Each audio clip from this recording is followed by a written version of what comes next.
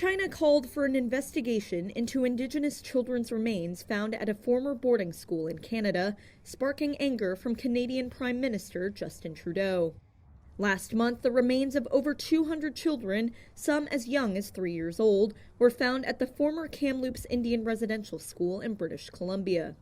Senior Chinese UN official Jiang Duan told the Human Rights Council on Tuesday China and its allies were calling for a thorough and impartial investigation to bring those responsible to justice and offer full remedy to victims.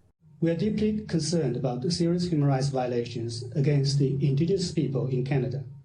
Historically, Canada robbed the Indigenous people of their land, killed them, and eradicated their culture. Canada, which is currently locked in a trade dispute with Beijing, later delivered a joint statement calling for an investigation into China's alleged mass detention of Uyghur Muslims in Xinjiang.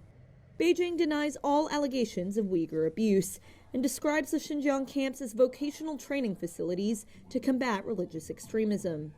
Condemning what he called China's, quote, systemic abuse and human rights violations, Trudeau said a Canadian commission had worked to address its own mistreatment of Indigenous peoples.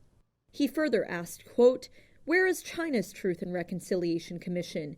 Where is the openness that Canada has always shown and the responsibility that Canada has taken for the terrible mistakes of the past?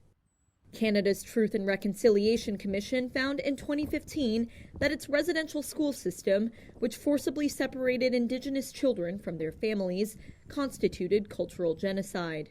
Meanwhile, United States Interior Secretary Deb Haaland said Tuesday the U.S. would also begin investigating its own dark history of so-called Indian boarding schools and work to uncover any children's remains.